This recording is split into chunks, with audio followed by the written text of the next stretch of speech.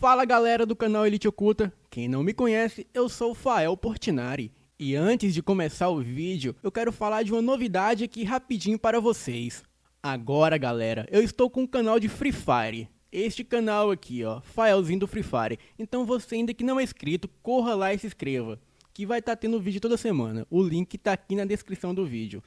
Então não se esqueçam de se inscreverem e clicar o sininho das notificações.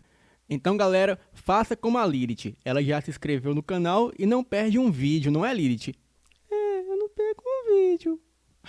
Então vão lá, corra, se inscrevam. Agora, vamos para o vídeo.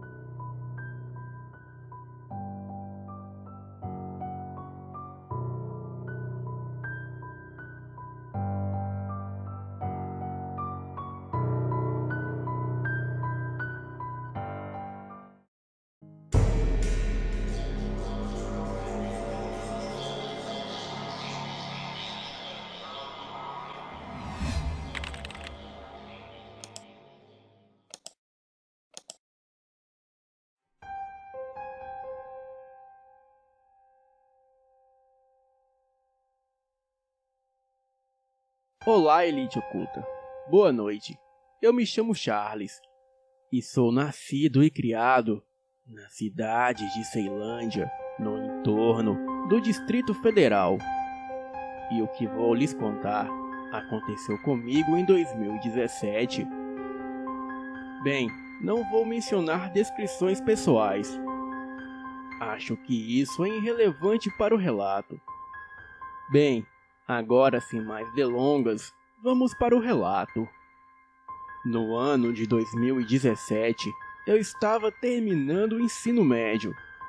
E como muitos em Brasília, eu já estava estagiando numa empresa, como jovem aprendiz.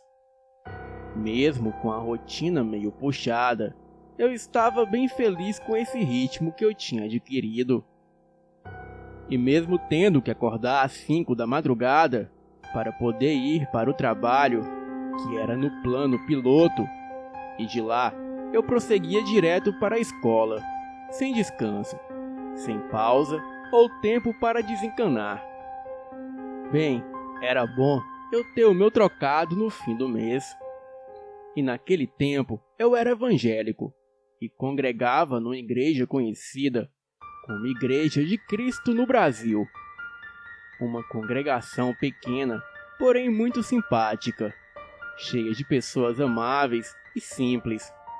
Era o lugar onde eu me sentia querido e parte de um todo. Essa igreja fazia todo ano um evento chamado Jump, que era como uma espécie de festival de música gospel, com bastante cultos e reuniões voltadas para a galera mais jovem, na faixa entre 12 e 25 anos. Era um evento bem animado e divertido. E nesse ano específico, eu conheci uma garota por quem desenvolvi um afeto muito grande. A minha crush, por assim dizer. Ela estava com uma caravana da cidade de Águas Lindas de Goiás. E para quem não sabe, essa cidade fica bem próximo de Ceilândia. Porém, fica fora da região, que chamamos de entorno. Mas era coisa de 40 minutos de ônibus, até a cidade dela. Bem, eu acabei pegando o contato dela e viramos amigos. Passei a ir aos cultos na igreja onde ela fazia parte. E mesmo sendo uma viagem de 40 minutos, eu ia todo domingo. E até mesmo sendo um pouco caro, pois para voltar eu sempre voltava de Uber, o que gerava em torno de R$ 40 sempre para voltar. Mas vocês sabem como é adolescente, né? E a minha mãe e o meu pai, por serem separados, não ligavam muito para mim. Bem, os pais dela gostavam muito de mim, e o pastor da igreja até nos colocava como exemplo para os recém-convertidos que tinham namoradas. Dizia que a nossa relação era saudável como amigos e que na hora certa Deus iria revelar se a nossa relação era abençoada por Ele, mas que por enquanto nós esperaríamos até que Deus nos desse o sinal. Acontece que numa certa vez, em uma das minhas visitas após o culto, eu acompanhei a garota até a sua casa. Os pais dela haviam viajado, eu não sei para onde, e a casa estava sozinha, somente ela lá. Bem, eu estranhei, pois quando chegamos perto da casa, os cães da vizinhança começaram a latir muito, como se estivessem agitados ou estressados com algo. Alguma coisa parecia me avisar que algo ali estava errado. Mas a garota começou a me atrair com seus encantos. O seu jeito meigo e tímida me cativava muito. Bem, era cedo, e nem eram 10 da noite ainda. E como eu estava acostumado a ficar ali até tarde da noite, eu me acomodei e fiquei vendo TV. Naquela noite, estava passando um filme romântico. Se não me engano, era Barraca do Beijo. Um desses filmes bem melosos, de romance adolescente. Vocês sabem. Ela do nada se levantou e me deu um selinho, e eu retribuí. Senti um fogo correr no meu corpo, junto com um calafrio. Então, ela começou a me beijar de novo. Trocamos carícia, e quando me dei conta, eu já estava nu com ela na cama dos seus pais. Bem, aquela foi a minha primeira vez, mas mesmo assim, transamos loucamente. Pena que nem tudo era como eu pensava.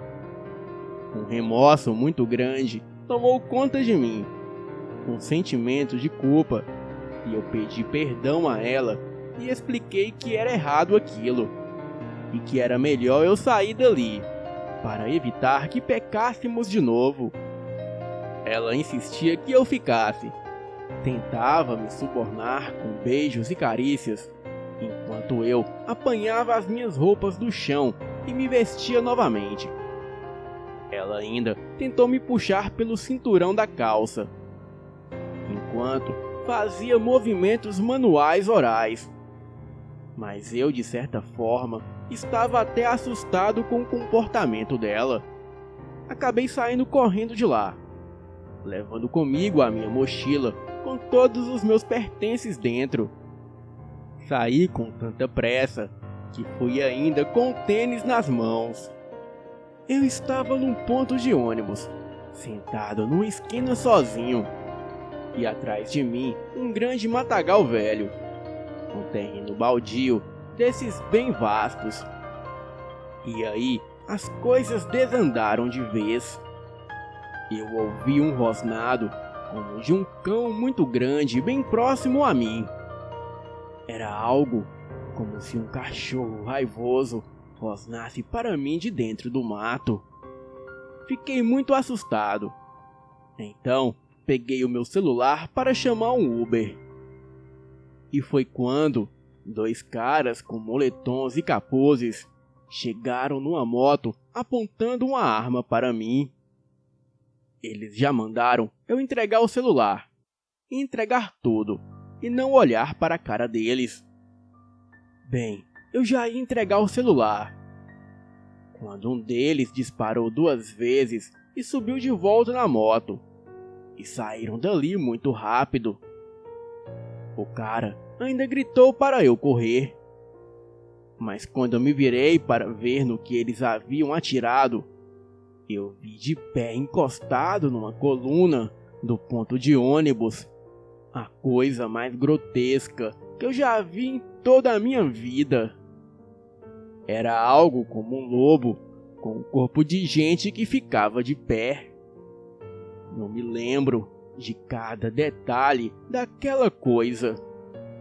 Me lembro porque até hoje tenho pesadelos com aquilo. Literalmente, aquilo era uma pessoa com cabeça de cachorro, olhos amarelos enormes e os pelos de uma cor meio marrom, quase que caramelo. Mas a criatura tinha umas falhas e umas feridas que parecia muito com a de um cão com sarna ou alguma doença. E aquilo continuava de pé, me olhando. Os seus dentes estavam à mostra e uma barba escura como se fosse sangue, não sei bem como era, escorria da sua boca e exalava um fedor horrível. Um fedor como se fosse de carne podre e sangue, algo assim. Eu saí gritando e correndo e jogando a mochila, carteira, moletom e largando tudo para trás. Enquanto eu corria, eu ouvia aquela coisa uivando e correndo atrás de mim. O som era como de um grande cachorro correndo muito ofegante. Mas cada patada daquilo no chão era como se um boi corresse sem casco. Bem, eu estava ficando desesperado, e aquilo saltou sobre as minhas costas, me derrubando no chão e me arranhando em seguida.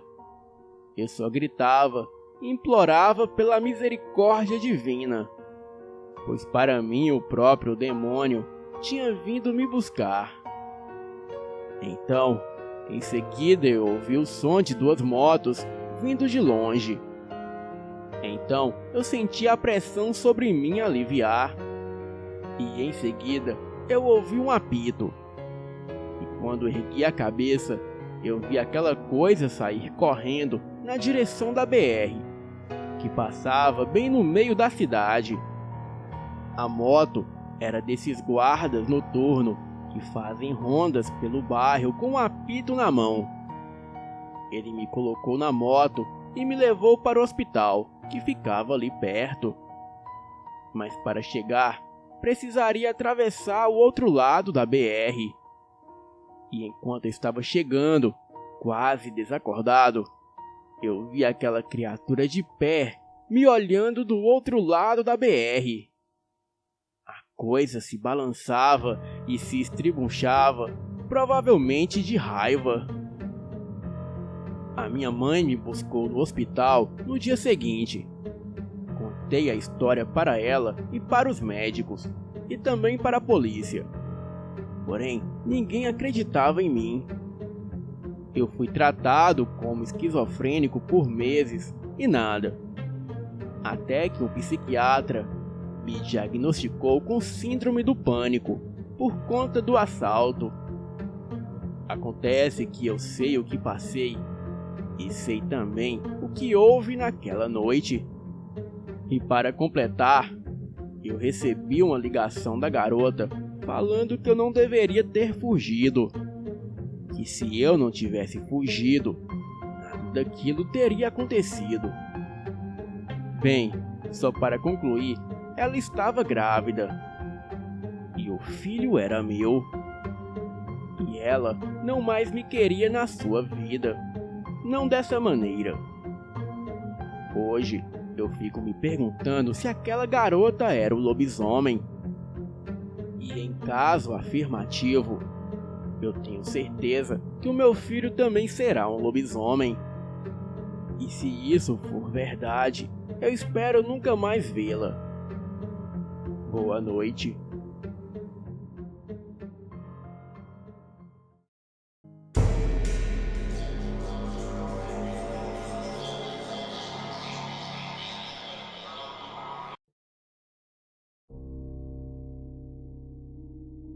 Boa noite, Fael. Eu me chamo Emanuel Rodrigues e moro no Rio Grande do Sul.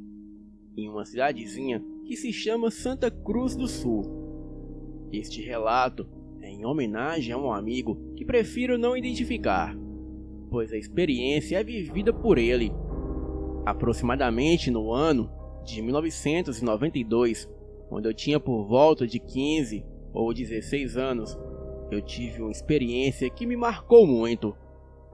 Em uma certa tarde, se me recordo bem, eu convidei os meus amigos para jogar futebol, em um campinho improvisado perto de uma matinha de eucaliptos. Fui convidando um por um dos meus amigos, que aceitavam na hora, menos um dele, o meu amigo Pedro, que quando eu o convidei, ele veio com a desculpa que logo ficaria noite. Bem, eu sei que insisti muito para ele ir, pois ele era o único de nós que tinha uma bola. Falei com ele que não ficaríamos muito tempo, e mesmo não querendo, o Pedro acabou indo também. Pulamos a cerca e seguimos por uma trilha que dava até esse campinho. Nos divertimos muito jogando e fazendo brincadeiras, até que um dos meus amigos chutou a bola muito longe, dentro da mata de eucaliptos. Falei na hora para ele ir buscar, mas o Pedro se propôs a ir, e já foi caminhando em direção de onde tinha caído a bola. Bem, eu fiquei meio que sem entender, mas não demos importância e continuamos com a zoeira. Até que eu reparei que fazia muito tempo que o meu amigo Pedro tinha ido buscar a bola e ainda não havia voltado. Falei com os demais que achava que o Pedro tinha ficado chateado e teria ido embora, e assim levando a bola junto com ele. E como já estava escuro e nada do Pedro voltar, decidimos ir embora e assim falar com o Pedro no outro dia.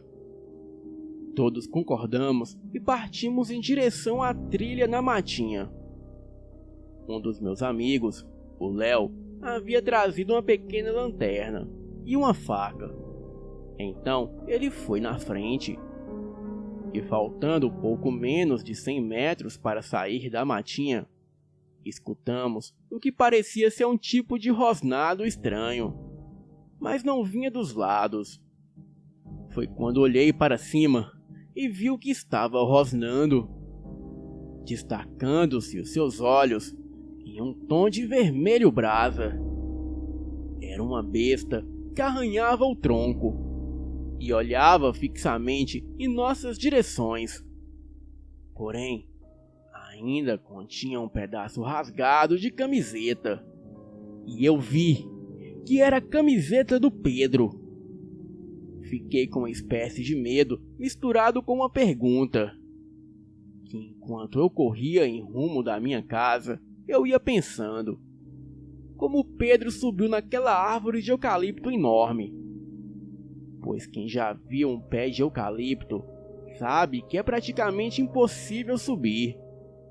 E quase chegando na cerca, ouvimos o som de algo caindo de bem alto e umas fortes passadas pelas folhas secas no chão. Corremos mais ainda e nem vimos a cerca, onde alguns de nós se cortaram. Mas na hora do desespero não sentimos nada. Chegamos na minha casa quase sem fôlego e não ouvimos mais barulhos de nada. Expliquei para o meu pai o ocorrido, mas ele, sem acreditar em nada, não deu a mínima. Os 4 amigos que estavam comigo dormiram na minha casa aquela noite, uns pela sala e outros pela cozinha. Bem, não conseguimos dormir direito aquela noite. Esperei as horas passar e logo pela manhã acordei os meus amigos. E então fomos em direção à casa do Pedro para tirar satisfação. E chegando lá, já não tinha mais ninguém em casa, o que aumentou ainda mais a minha desconfiança. Deixamos de lado, e após o ocorrido, nunca mais tive contato com Pedro. Boa noite.